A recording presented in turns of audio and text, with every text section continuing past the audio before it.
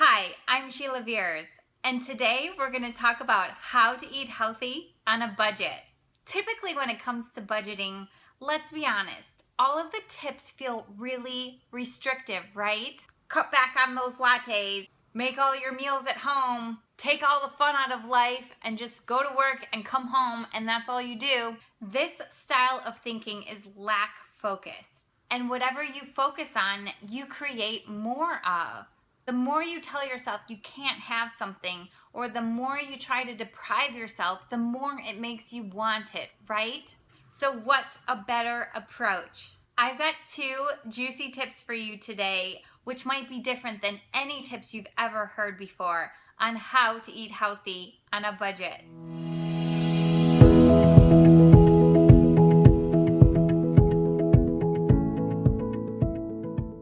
Alright, so I've already covered some of the advice that you typically hear, which revolves around this idea of reallocating money that you already have coming in. And this mindset revolves around number 1, which is pay attention to where you are spending your money. Now, I do think that this advice can be helpful. I just want you to flip your mindset around it and get away from this idea of restriction or cutting things out, and instead look at where you're spending from this mindset of self-discovery and curiosity.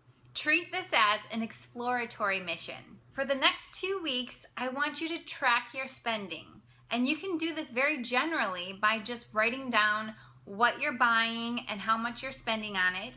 Or you can get really analytical and you can create a spreadsheet and put in the date, the type of expense, so whether this is on groceries, gas, clothes, whatever it is that you're spending it on, and then write down the cost for each of those items, and then you can create a little formula that tallies everything up for each week so you can see exactly where your money is going. The idea is this: once you know where you're spending your money, then you can ask yourself if each of these expenses is actually adding value to your life. For example, if you absolutely love the ritual of going and getting your coffee or your latte in the morning, then I don't want you to cut that out of your routine because that brings you joy. But if you find that, say, for example, you're going to the gas station every single day to buy a water, then maybe a more effective use of your money would be to go to the grocery store and buy that in bulk, where you're going to get a better bang for your buck. I don't believe in cutting back on convenience foods for the sake of cutting back or restricting or budgeting. Because realistically, a lot of times what happens is that we tell ourselves, okay, I'm going to prepare all of my foods at home, I'm going to make everything from scratch, but that just doesn't happen, especially with our busy lifestyles. You know, there's nothing worse than buying all kinds of vegetables and just having them rot in your refrigerator because you just realistically didn't have time to prepare them. I would much rather you spend the money on shakes and bars or pre-cut vegetables or prepared hummus and actually use those things versus buy other things and expect yourself to prepare them but then never use them up. The point here is not to track your spending from a mindset of cutting back. The point is to track it so that you can be more conscious about your decisions on where you're investing that money. Now on to number 2, which is just as important. Number 2 is expand your money mindset. As the saying goes, energy flows where attention goes. Rather than putting your attention on cutting back and staying small, I want you to work on expanding your money mindset or your wealth consciousness. A lot of times I'll hear people say, well, I only make this much money and this is the salary that I bring in and I get a cost of living adjustment every year, but beyond that, it kind of is what it is. And I get it. I've been there and I know what that feels like. I know that it feels like you're being realistic about what's possible for you right now, almost as if you have no other choice. And I know that it may feel overwhelming or scary or maybe even a little bit irresponsible to think about making any changes, but I just want you to hear me out and listen closely to what I'm about to say. There is so much money in this world, and even if your experience up until now has been very lack-filled, or maybe like you feel like you're just living paycheck to paycheck trying to get by, I want you to know that even if that's what you've experienced up to this point, it doesn't have to always be that way. Now, we're not making any sudden changes here, so don't be scared. I just want you to listen to me right now from a mindset of being open.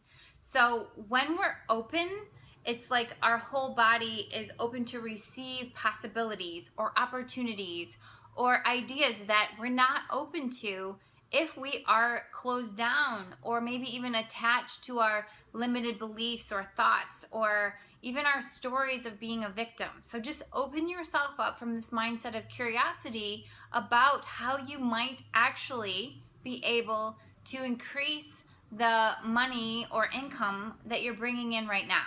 So if you want to expand your wealth consciousness or your money mindset, the first step is to get really clear on how important that is to you and why. So I want you to pull out a piece of paper, and on a scale of 1 to 10, 10 being most important, write down how important this is to you right now. Once you get clear on that number, the next step is to ask yourself, why is it more important for me to increase my money mindset and my wealth consciousness? What does that mean to you? So it's not just about adding more money to your bank account. It's actually about what that money will do for you in your life.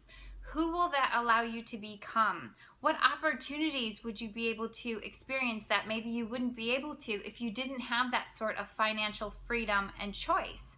So get really clear and very specific on what that would mean to you to make more money, to have more financial freedom, and to have more abundance of choice in your life. For some people, that can trigger a lot of stuff, a lot of limiting beliefs. And if that's triggering some things for you, I absolutely encourage you to keep listening, because I have some tips for you on that as well.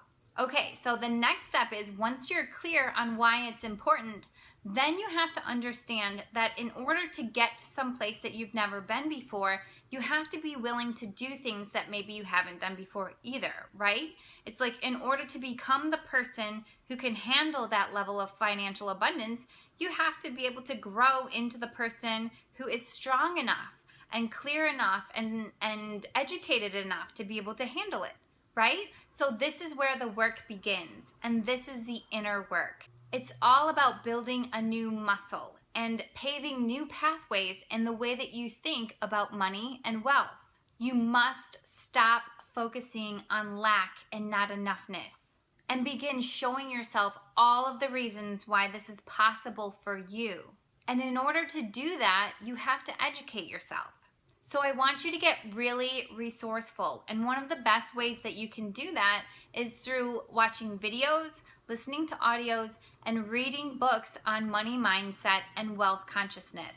Some of my favorite resources for this are free YouTube videos, like from Tony Robbins. You can go on YouTube and search for Tony Robbins videos and his talks about wealth consciousness.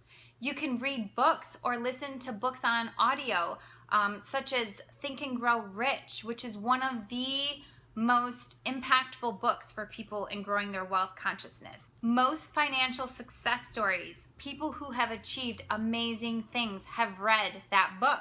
Another great book is The Secrets of the Millionaire Mind by T. Harv Eker. When you spend more time visualizing how good things can get and how you could create more for yourself in your life, it changes your behavior. And you know, I know it sounds very woo-woo, and it sounds like this is a spiritual, like in your head sort of a thing, but there actually is a lot of science behind it as well. Once you start educating yourself and build your wealth consciousness, you're going to start having ideas. You're going to be inspired to take action, and I encourage you to act on that. Maybe that means updating your resume and putting it up on LinkedIn, or maybe that means talking to a friend who might be a connector that can help to get you involved in things that might be related to ways that you can bring in more income. Maybe that means researching different ways that you can bring in passive or residual income on the side as you stay in your current career. And this is something that I've helped a lot of people with, is bringing in that residual income. In order to create more residual income for yourself, or even become an entrepreneur if that's something that you're interested in, you don't have to leap off of the deep end. It is something that you can grow on the side while you stay in your current career, which brings you that security that helps you to feel safe in the meantime. The point of all of this is this, that a lot of times we can get stuck in a very limited mindset. We can get stuck thinking that there is not enough, or that all we can really do is get by. And what I want to inspire you and encourage you to do is to realize that life is supposed to be fun. And it's about more than just getting by until the point where you can then retire and then at some point die. And I don't say that to be morbid. I want to inspire you to know that you truly are meant to thrive.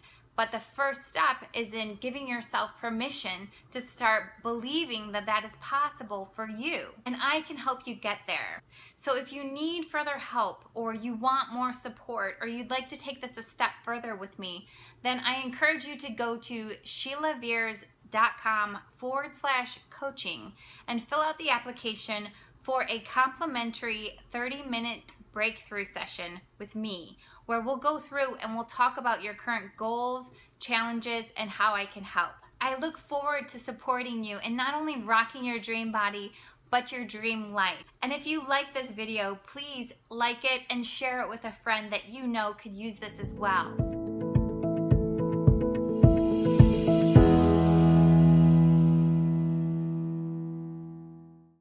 Are you ready to rock your dream body and feel amazing in your skin? Then head over to sheilaveers.com/free gift for my free guide, 3 steps for losing weight without dieting. With this free guide, you'll discover how to change your eating habits so that you never need willpower again.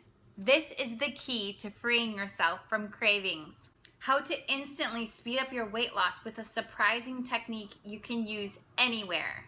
A little known but scientific trick that will help you lose weight and boost your metabolism too. Head over to sheilaveers.com/free gift to get all of these juicy details. If you're looking to break free from yo-yo dieting so you can rock your dream body and feel amazing in your skin, then this free guide is for you.